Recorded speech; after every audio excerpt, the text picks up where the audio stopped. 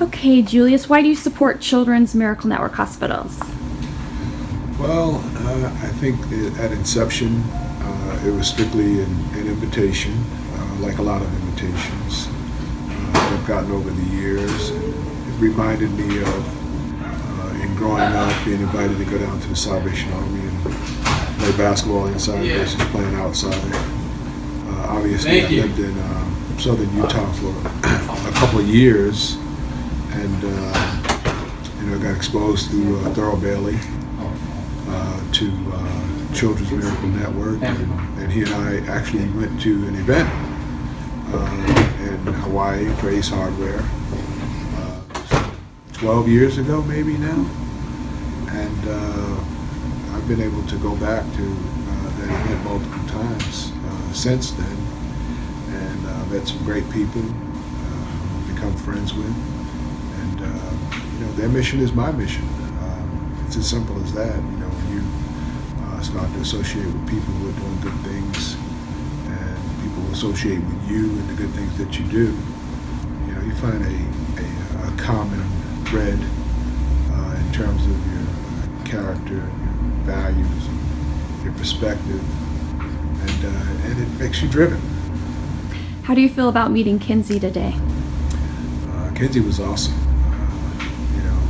Got a lot of 411 from him, and he had a wonderful smile, and he's suffering from sickle cell. But today is May 4th, and he says, I'm graduating on May 25th, be done with second grade, and August 25th comes around, I'm going into third grade. So he's got that carrot out ahead of him, and I like that attitude. That's how I feel about things. I feel like the best days of my life are still to come. So I like to keep the carrot out in front, and belief that the best is yet to come, and that whatever has transpired has transpired. There have been some great days, there have been some bad days, there have been some really super highlights that you think couldn't be surpassed. But I continue to believe that the best day is still yet to come.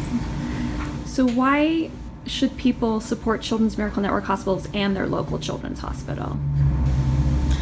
Well, I think that we truly are a brother's keeper. And we all know in some way, shape, or form, someone reached out and extended a helping hand to us when we were young.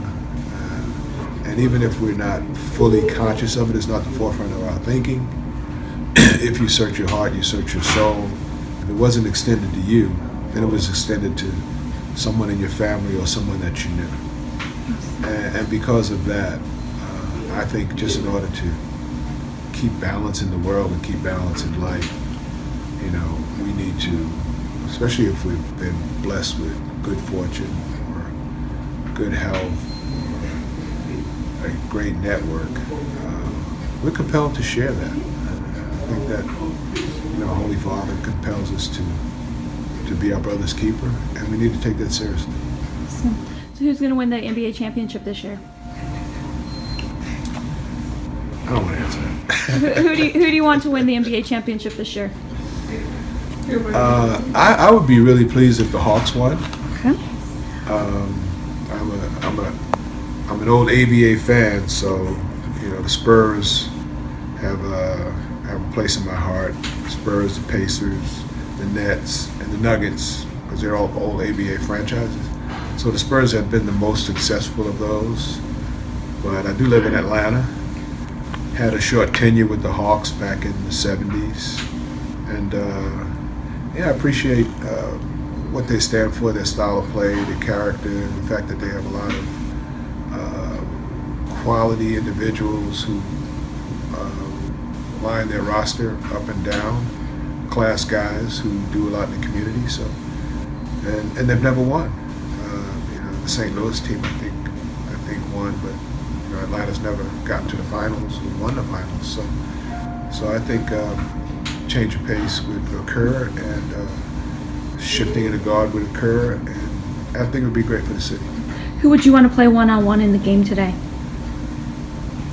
Play one-on-one? Nobody.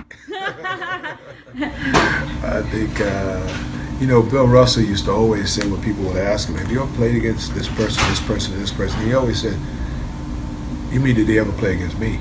so I'm going to be like Bill Russell. Who would want to play me one-on-one? So, about me playing did you them. have any nicknames before the doctor? Yeah, when I was growing up, they called me Junior. They called me June. They called me Jewel. And then when the basketball thing started to happen, I got everything from Hatchet Man to Black Moses to Houdini. So we had to settle on something. And, you know, fortunately it was Dr. J as opposed to one of those other ones. Who are your top 3 favorite teammates of all time? Well, probably the guys who I roomed with on the road before we got to single rooms and private jets and stuff like that. So I roomed with Steve Mix, who played 12 or 13 years, was more of a journeyman player, but a really good friend, and his daughter's my goddaughter. So we were really close, and are really close. Al Skinner, played with Al Skinner on 2 different teams, and we attended UMass together. So, and Al was got about 9 years in pro basketball, and quality guy. Is coaching now, right here in Atlanta, as a matter of fact. And the third person on that list, I don't know, I'd like to keep that with Universal since I did play with 3 teams. Okay. And I only had 2 roommates in all those years, 16 years. But George Gervin he probably would fill the void as, Iceman. you know, he was my rookie when he came in, and it was my second year, his first year. So we were peers for a long time during our pro careers, and we're friends now today. So we put George in that 3rd spot. Awesome. Who was your idol or hero growing up in the game? Well, I always liked Bill Russell, what he stood for.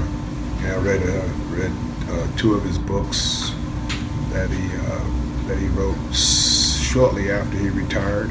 He's written a few more since then, but he represented the type of guy who was a man's man, and you know, a man of strong principles and beliefs. Lots of times it might have led to him getting in a little trouble, backed into a little corner because he just wanted to follow through on something that he said he was going to do, and he probably shouldn't have. But he's been a mentor since I was 19 years old, and now I'm 66, and he's 85, 84, 85, and we're still friends. So he's at the top of that list. He's been a great influence in my life on and off the field. What's your favorite win of all time? Game 4 against the Lakers, 83, completion of the sweep, and ended up our 12th victory in the playoffs, 13 games. So that has to be the sweetest of all. The most challenging and equally memorable for me was my first pro game, and as a Virginia Squire playing against the Carolina Cougars, 2 franchises that don't exist anymore, but they helped me to take that step from amateur to pro. Hardest loss in